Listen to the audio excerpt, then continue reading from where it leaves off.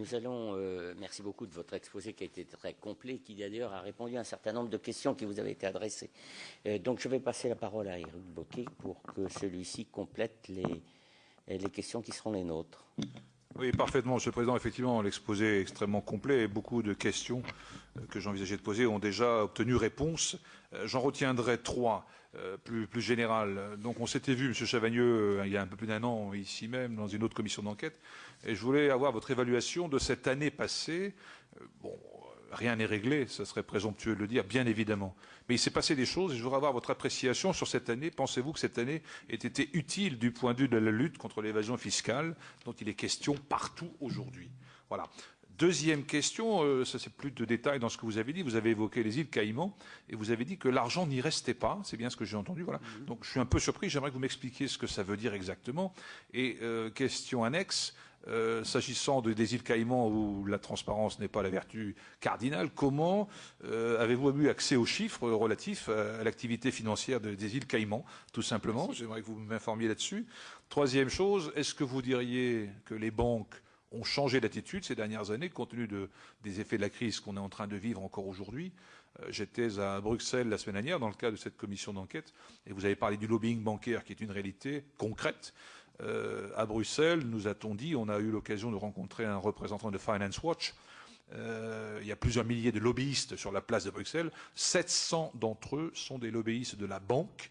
Donc oui, on a bien senti une volonté d'avancer. Des textes sont d'ailleurs imminents dans leur sortie. Des mesures s'avancent, se précisent. Mais il y a le lobby bancaire. Donc quel est son poids? Et encore une fois, pensez-vous que les banques ont changé d'attitude, ont tiré les leçons de ce qui a été constaté après la crise de 2008 notamment? J'ai en tête un documentaire, excellent documentaire sur France 3 il y a 3 ou 4 semaines, en deuxième partie de soirée, et le thème justement c'était les banques ont-elles changé depuis 2008? Et à l'évidence de ce que j'ai vu et entendu, il apparaît très clairement que les banques n'ont pas changé. L'ingénierie à l'œuvre sur la spéculation va bon train. Voilà, quel est votre point de vue là-dessus? Je vous remercie. Alors sur la première question, plus que l'année passée, je pense que 2013 montre une rupture. Jusqu'en 2013, on était sur la logique, qui était une logique intéressante mais largement insuffisante, de la mise en œuvre d'un échange d'informations fiscales à la demande. D'accord? Dès qu'un fisc, si le fisc français a des doutes sur la façon dont un Français utiliserait un pays étranger pour ne pas payer ses impôts, alors il doit constituer son petit dossier et le demander. Monsieur Yann Gallu, votre confrère parlementaire de l'Assemblée nationale, nous a dit hier sur la radio-télévision suisse que, par exemple, il avait fait 239 demandes. La France a fait 239 demandes à la Suisse et a obtenu entre 6 et 9 réponses, si je me souviens bien. Donc pratiquement rien du tout. L'échange d'informations fiscales à la demande, ça ne fonctionne pas. Les paradis fiscaux traînent des pieds pour répondre, et lorsqu'ils répondent avec des données de mauvaise qualité qu'il ne faut que confirmer ce qu'on leur a envoyé.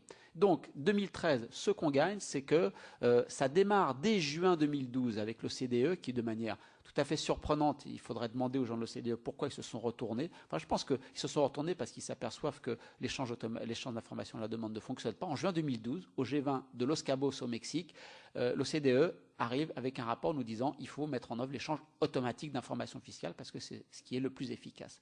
On a en 2013 la validation politique de ça, qui est extrêmement importante, à la fois par le président de la République française dans son discours du 10 avril, à la fois par le Conseil européen du 22 mai, qui valide cette stratégie au niveau européen, et à la fois, on devrait l'avoir de manière encore plus importante au G20 de Saint-Pétersbourg de septembre, puisqu'on demande à l'OCDE d'établir un nouveau standard mondial d'échange d'informations fiscales, qui est l'échange automatique d'informations fiscales.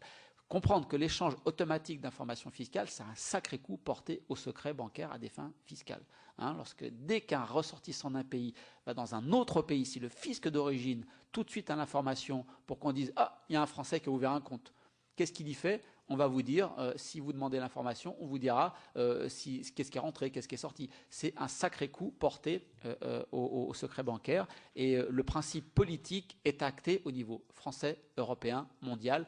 C'est une grande avancée. Jusqu'à présent, tout cela concernait essentiellement la façon dont les paradis fiscaux étaient utilisés par les personnes à revenus aisés. On ne s'était jamais attaqué encore, depuis 2009, à la façon dont les multinationales utilisent ces paradis fiscaux pour payer moins d'impôts. toutes les affaires Google, Amazon, Starbucks, etc., qui montrent que ces grandes Apple, qui montrent que ces grandes institutions ont un taux d'imposition mondial de l'ordre de 2 à 3%. On savait déjà, grâce au Conseil des prélèvements obligatoires, enfin grâce à la COU et au Conseil des prélèvements obligatoires, que pendant que le taux d'imposition normal des entreprises françaises en France est 33,3, les PME c'était autour de 22-24, grâce à l'utilisation de niches fiscales, les entreprises du CAC 40, 8%. Et encore 8% lorsque vous enlevez, Gilles Carrez avait montré que lorsque vous enlevez les 4 grandes entreprises publiques, vous avez 40% des impôts payés par les entreprises du CAC 40. Donc pour le privé, c'est encore plus faible. Il y a des entreprises du CAC 40 qui font des profits, réalisent des profits, ne payent aucun impôt. Ou alors utilisent de manière fiscale tout ce qui leur permet de ne pas avoir de bénéfices en France et donc bien sûr ne payent pas d'impôt, d'où la justification, mais payons pas d'impôt, nous ne faisons pas de bénéfices. D'accord, mais pourquoi ne faites-vous pas de bénéfices enregistrés en France? Là, c'est l'utilisation des techniques d'optimisation qui permettent de les déclarer ailleurs. Pour la première fois en 2013, on s'attaque à l'optimisation fiscale agressive des multinationales. Vous avez le rapport Collin et Collin sur comment est-ce qu'on peut taxer le numérique, comment est-ce qu'on peut taxer le numérique sur notre territoire pour que la contribution fiscale corresponde à l'activité économique réalisée sur notre territoire. Même si pour faire de la pub sur Google, il faut payer à Google Irlande, il y a quand même des choses qui sont faites sur le territoire français. Comment on fait pour faire payer sur le territoire français? Vous avez des informations individuelles sur les individus. C'est ça votre matière première, c'est ça qui vous fait gagner de l'argent. Plus vous aurez des informations individuelles, vous allez nous les donner. On va vous taxer sur le montant des informations que vous arrivez à mettre en place. La comptabilité par pays, elle est validée par le président de la République, elle est validée par vous dans le cadre de la loi bancaire, par le président de la République qui le dit pour les banques et qui dit « je veux le mettre en place pour toutes les entreprises dans un cadre européen ». Le Conseil européen du 22 mai dit « c'est une évolution que nous souhaitons ». Pas de calendrier encore une fois, donc ça peut prendre du temps, mais le principe politique est validé. Maintenant, il faut continuer à se battre sur ce sujet. Et cerise sur le gâteau, l'Angleterre nous dit, y compris sur les trusts, qui est l'autre volet du secret des fins fiscales, nous allons pouvoir avancer. Donc, je ne sais pas, c'est un rapport de force, bien sûr. Jusqu'à présent, il n'était pas engagé complètement. Aujourd'hui, il est complètement engagé sur les personnes à revenus aisés, sur les grandes entreprises qui utilisent ces paradis fiscaux. Je ne sais pas ce qu'il donnera au final, mais je sais que le combat politique est engagé. Ça, au moins, c'est sûr. C'est la grande avancée de 2013. Ça va dans le bon sens. L'argent des Caïmans, comment j'ai obtenu les chiffres? C'est très simple, ce sont des données publiques. Si vous allez le site de la Banque des règlements internationaux, vous avez pour l'ensemble des grands centres financiers mondiaux tout l'argent qui rentre, tout l'argent qui sort. Donc j'ai simplement pris les courbes de la Banque des règlements internationaux. Vous pouvez le faire aussi bien pour Singapour, pour la Suisse, pour tout le monde. Le principe d'un paradis fiscal, c'est d'estampiller, c'est un droit de propriété. C'est une astuce juridique qui permet d'estampiller les droits de propriété. Donc vous pouvez dire, mon argent, à partir du moment où il est passé au Caïman, est estampillé propriété Caïman, et donc contrôle, et donc taxation Caïman. Mais ce n'est pas pour ça que votre argent, il est aux îles Caïmans. Il peut très bien être en bourse aux États-Unis, il peut très bien être en Suisse, il peut très bien être à Singapour, où vous voulez. Et donc les îles Caïmans, vous l'avez vu, ça rentre et ça ressort. Ça permet juste à un moment donné, au moment où vous devez déclarer l'identité ou de déclarer la propriété, de dire non, toutes mes activités, c'est aux îles Caïmans, c'est pas du tout en France, pas du tout en Belgique, c'est pas du tout. Google, on suppose que Google a mis une activité essentielle de Google chez Google Bermude, qui est le droit d'utiliser la marque Google.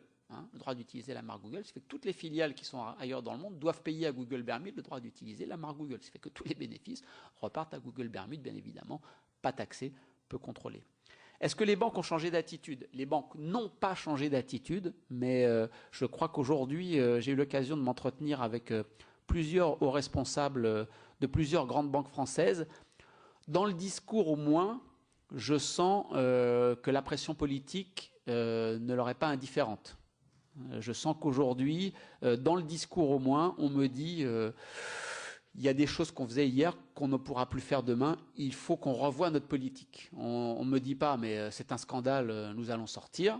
Et si l'intuition que je vous ai proposée est juste, mais encore une fois, elle demanderait d'être vérifiée, si les paradis fiscaux ne sont pas seulement une façon pour les grandes banques françaises d'échapper à l'impôt, pour elles-mêmes, pour leurs clients, personnes morales ou personnes physiques, mais aussi que c'est tellement inclus dans le fonctionnement même de leur modèle, de leur business model. C'est-à-dire qu'une grande partie de leur endettement passe pour des raisons d'opacité, d'instabilité, en partie fiscale, par ces paradis fiscaux. On ne peut pas couper du jour au lendemain ce type d'activité. Il faut trouver d'autres modes de financement. Ça veut dire que si vous réduisez votre endettement à court terme en dollars, il faut trouver d'autres sources de financement pour les banques françaises.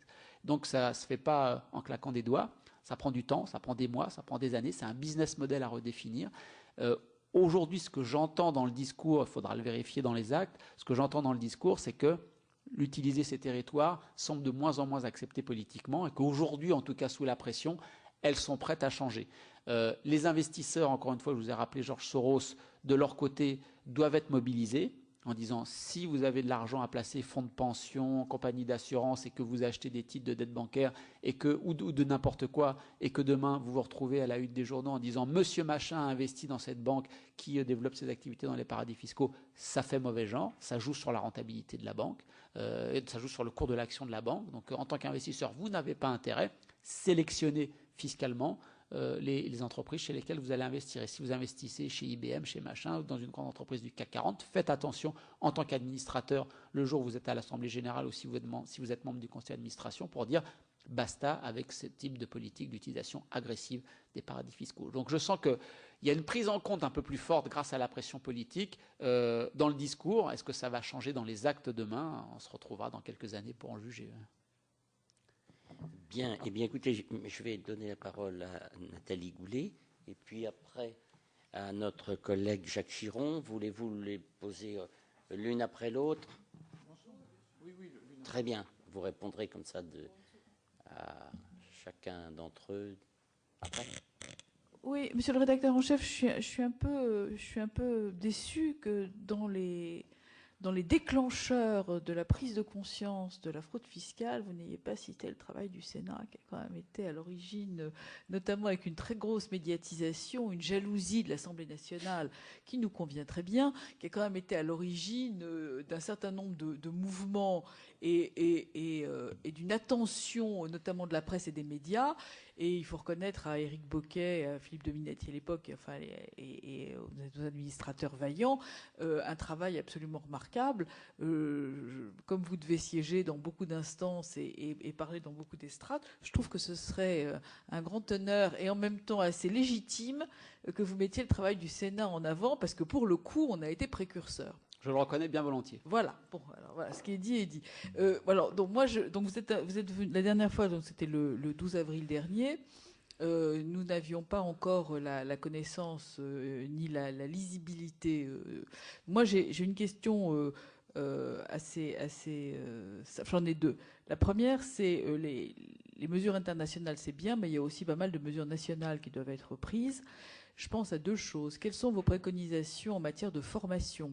Parce que le rapport de la division du contrôle fiscal pour la division internationale, j'ai oublié le nom là, à l'instant, indiquait notamment que sur la formation des personnels en matière de contrôle des prix de transfert, ils étaient absolument incompétents et qui ne pouvaient pas juger du bon prix ni de la valeur des biens, et qu'en conséquence de quoi, alors là, je rejoins complètement ce que vous avez dit, puisque le rapport de la direction de l'IGF voilà, exprime clairement et nous dit très clairement qu'il y a une procédure qui consiste auprès de l'administration fiscale et de Bercy à aller faire valider les prix de transfert qu'on va appliquer.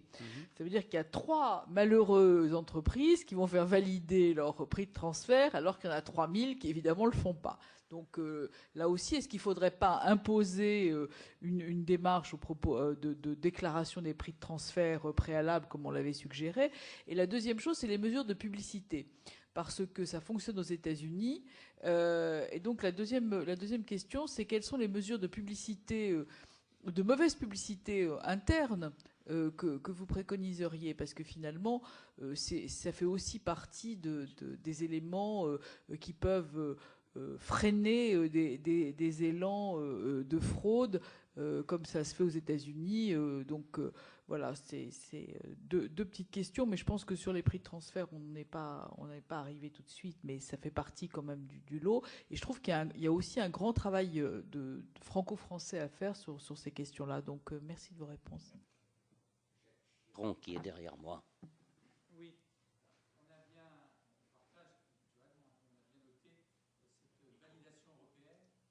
cette validation européenne et au niveau de l'OCDE. concernant le nouveau standard. Mais je vais aller être un peu pessimiste. Si on n'y arrivait pas, à cause de pays qui disent qu'ils veulent, mais qui reculent, ils avancent, ils reculent. Bon. Est-ce que 5 grands pays européens se mettraient ensemble?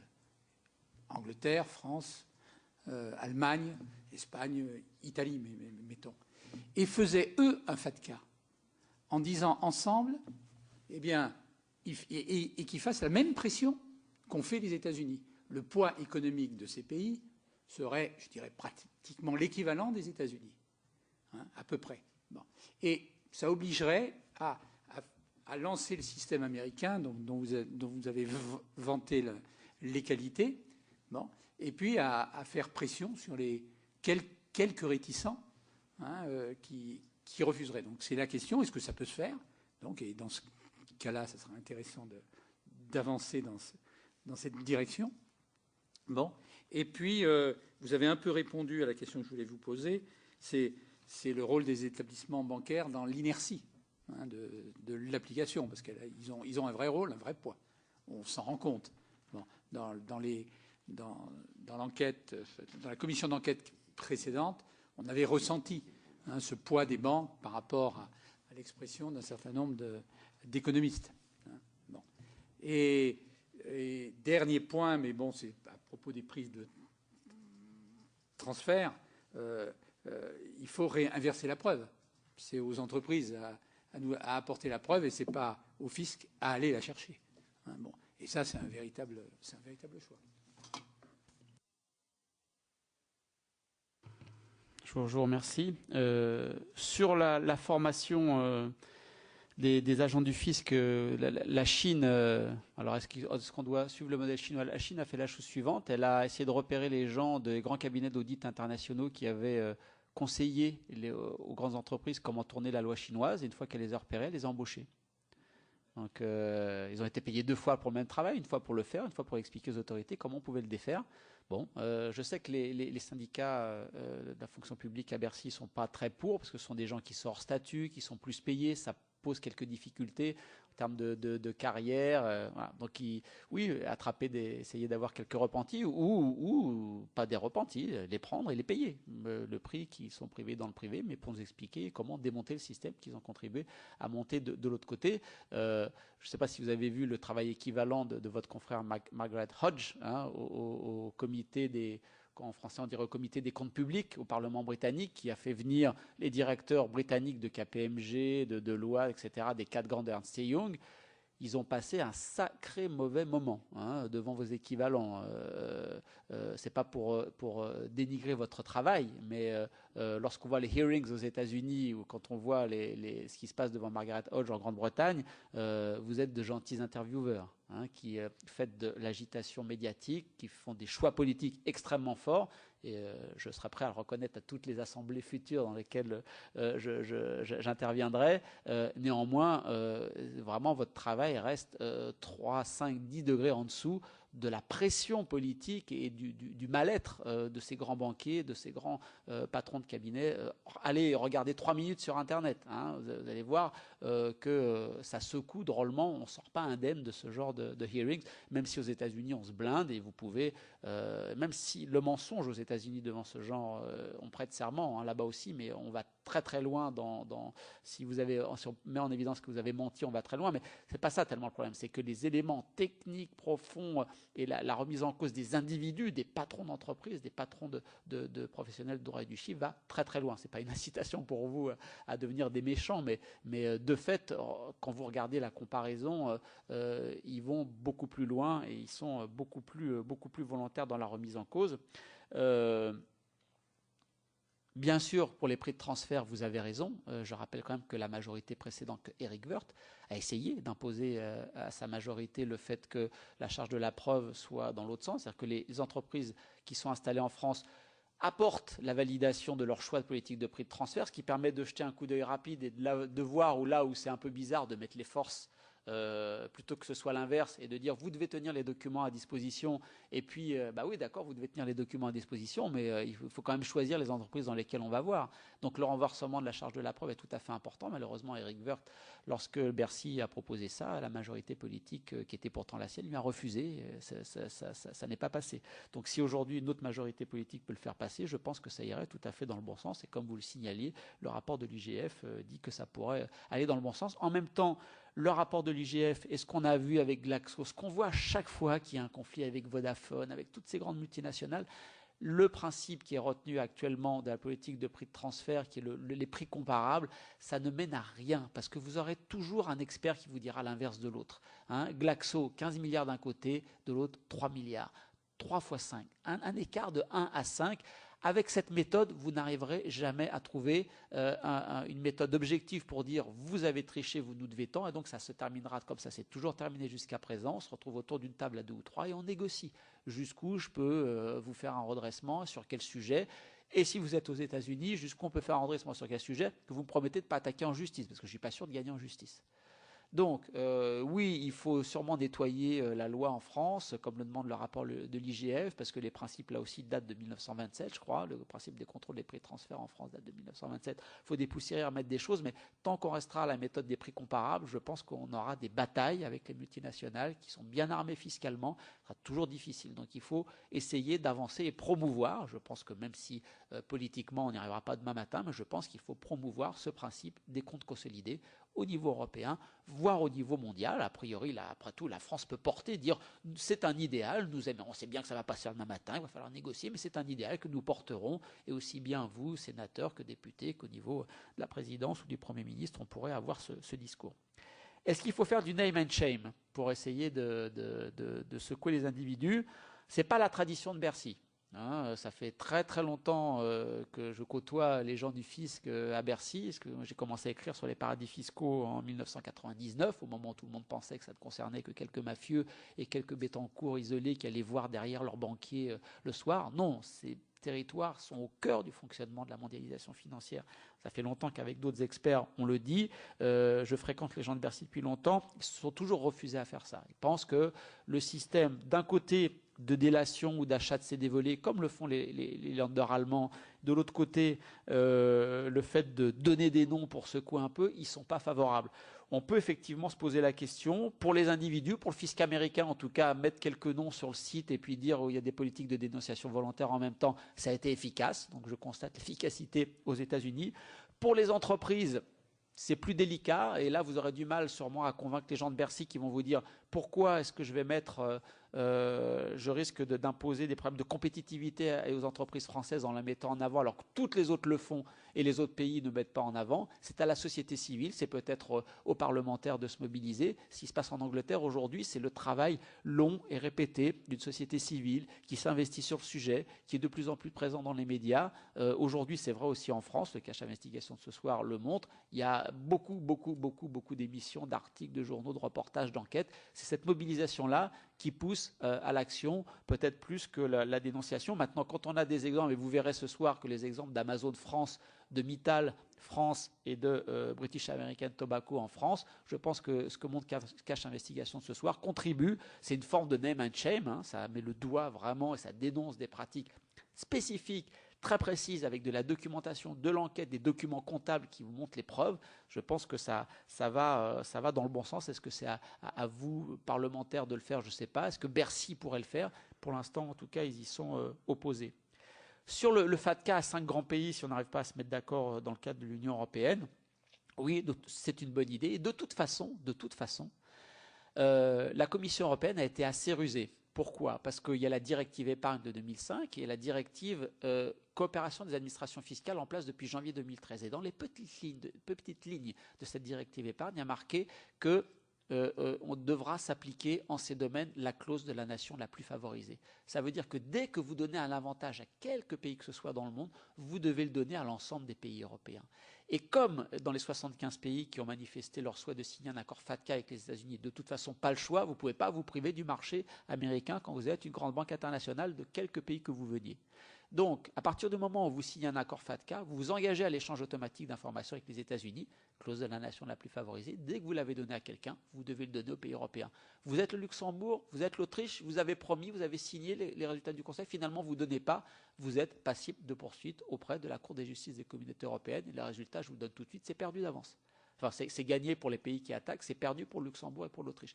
Voilà aussi une des raisons pour lesquelles ils ont accepté de signer, à mon sens. C'est que de toute façon, ils vont être obligés de le mettre en accord avec les États-Unis. Et ils savent très bien, et le commissaire européen à la fiscalité, M. Semetas, le sait très bien, et c'est pour ça qu'il s'est précipité dès qu'il a su qu'il y a eu des accords FATCA signés avec le Luxembourg, avec la Suisse, que c'était en œuvre. Il a dit, mais clause de la nation la plus favorisée, vous avez signé en janvier, c'est en œuvre, vous allez me donner les mêmes informations. Oui, ils vont traîner des pieds.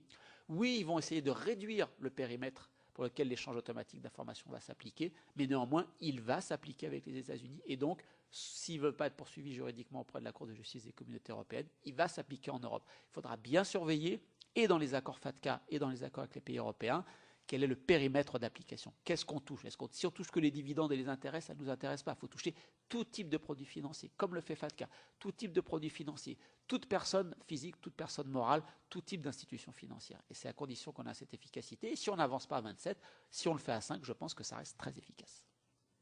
Bien, merci beaucoup. Nous allons en terminer par les dernières questions d'Éric Bocquet. Oui, deux questions très, très rapides. Monsieur Chavagneux, en vous remerciant de votre intervention. Est-ce que vous avez pu analyser pour les plus grandes banques françaises, notamment, la contribution à leurs résultats des opérations réalisées à partir des paradis fiscaux? Voilà une première question.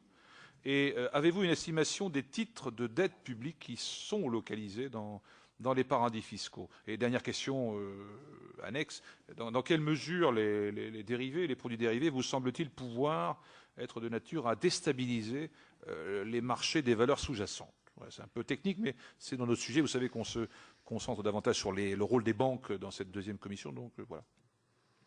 Alors, sur les contributions des résultats des banques, non, parce qu'il n'y a que les banques qui ont l'information. Je peux quand même vous signaler qu'il y a eu, en 2009-2010, des syndicats bancaires ont demandé à la direction de leur fournir, au moins partiellement, ce genre d'informations.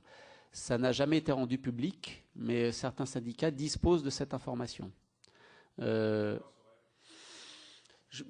préfère pas dire de bêtises, mais en tout cas, les banques disposent bien évidemment de cette information.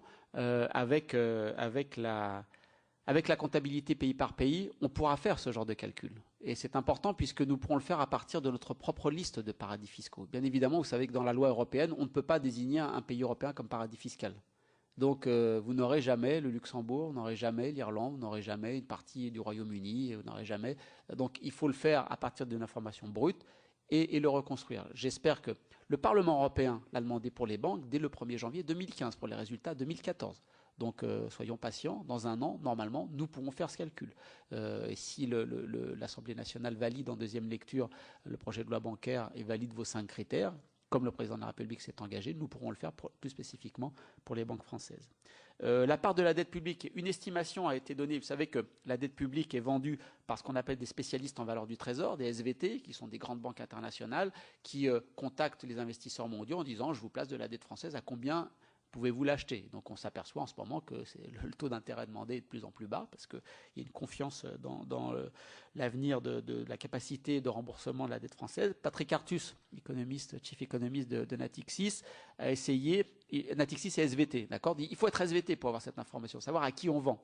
Donc il a essayé de faire un petit travail. Il s'est aperçu que les 3 pays où étaient situés les investisseurs qui achetaient la dette publique française en priorité, étaient le Luxembourg, les îles Caïmans et le Royaume-Uni. Donc je pense que quand on dit que la dette française est détenue, vous savez, 1/3 par des Français, 1/3 par des Européens non français et 1/3 par des non-européens, je pense que cette mondialisation, entre guillemets, cette internationalisation de la détention de la dette française est surestimée. Il y a sûrement au Luxembourg des Français qui détiennent de la dette publique et qui ne veulent pas payer d'impôts sur les intérêts qu'ils touchent. Il y a sûrement des Américains qui passent par les îles Caïmans et sûrement des rois du pétrole qui passent par le Royaume-Uni. Je pense que la géographie est celle-là. Mais donc, il y a bien évidemment des gens qui achètent et donc, au moment où ça secoue, des gens qui vendent la dette publique française à partir de ces territoires. Je pense qu'ils sont impliqués quelque part dans l'instabilité qu'on peut avoir sur les titres de dette publique. Est-ce que le dérivé fait bouger le sous-jacent? Grande question, grand débat entre les économistes. Si vous lisez les rapports, si vous lisez Paul Krugman, il vous démontre par A plus B que c'est pas possible.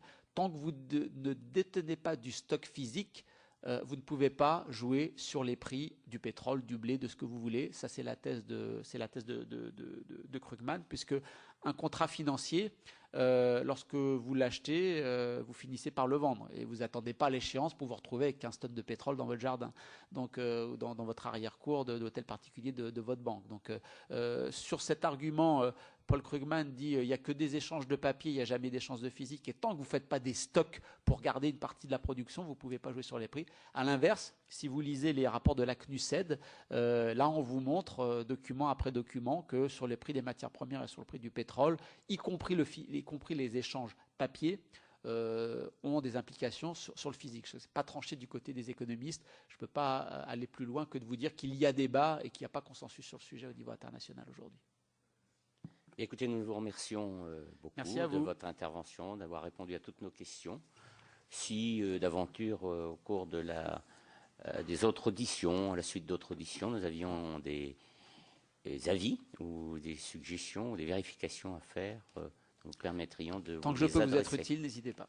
Merci beaucoup. Merci à vous.